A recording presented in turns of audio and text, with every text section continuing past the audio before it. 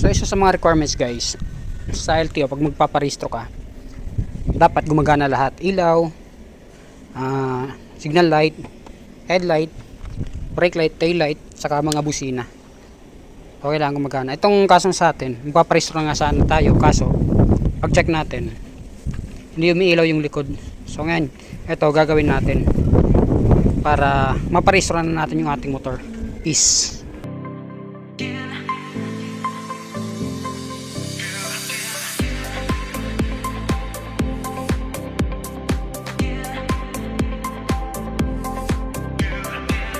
okay guys, for today's video magpaparehistro naman tayo.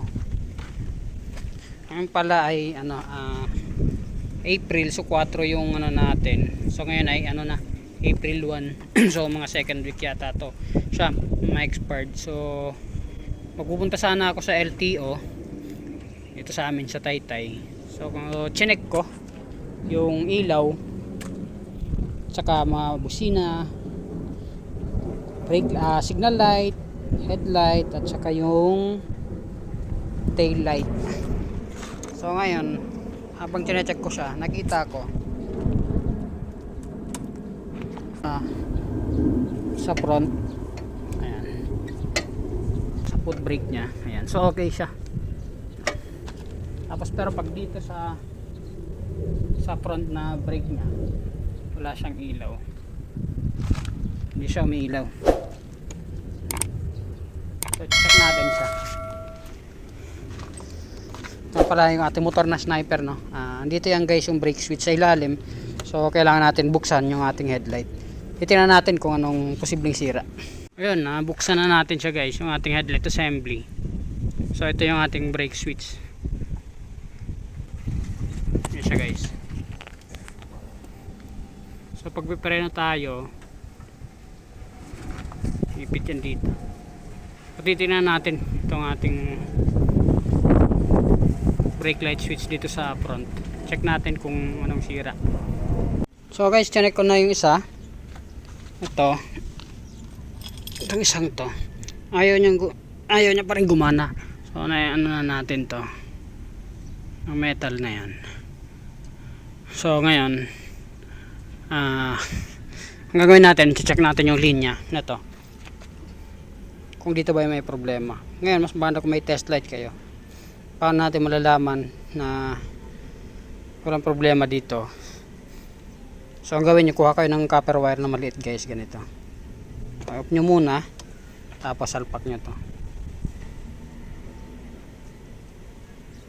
Pag ganyan, dapat iilaw siya sa likod.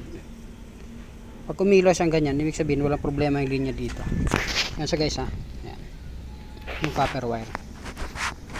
Susi natin. Pakita lang natin, wala pa siyang ilaw guys.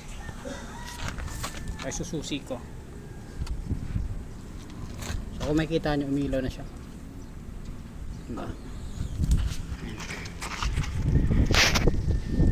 Ayan. So umilaw na siya. Patayin natin. Ayan. So medyo tayo, hirapan tayo mag video kasi nga isang kamay lang gamit natin. So ayan, okay na siya. So ibig sabihin walang problema dun sa wire natin dito. O ngayon dito na natin siya titingnan, baka hindi lang na-contact ng maayos. So try natin tong linisin, kaskasin lang natin kasi may mga corrosion na siya. Saka itong parts nito, yan guys, medyo may mga asin-asin na siya. So linisin na rin natin siya. So guys, ito kakalasin natin itong tornilyo na to para dito sa ating lever. Kakalasin natin to. Kukontrahin nyo lang siya sa ilalim, meron yan dito. Papansin itong tornilyo na to, may tornilyo yan sa ilalim na 8 sa ilalim, just sa taas. O ganyan siya. Ngayon tatanggalin natin yung ating lever. It's lever lover boy. Tapos tatanggalin natin tong ating brake switch. So kung makikita nyo, medyo hindi lang talaga, medyo kasi madumi na siya. Ayan. So linisin natin siya pala guys, para tanggalin to. May butas yan sa ilalim. Sa ilalim niyan, ito siya.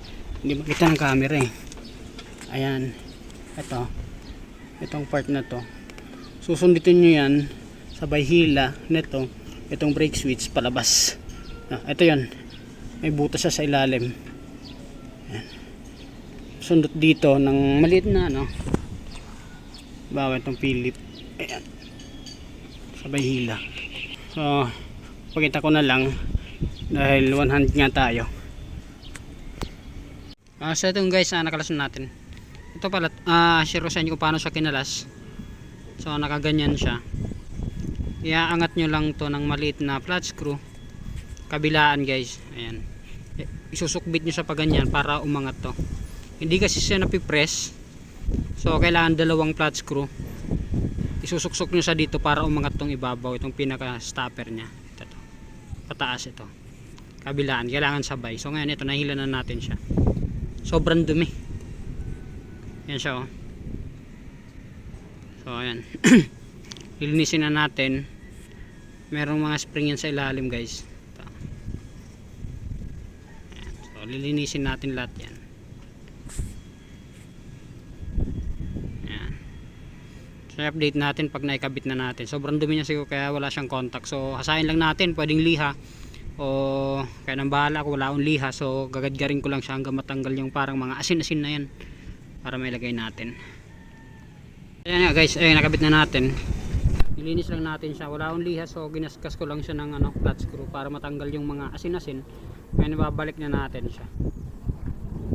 So ito guys, nakabit na natin. Na-test na rin natin, gumagana nga siya. So ito wala siyang ilaw. O sususian ko. Okay na siya.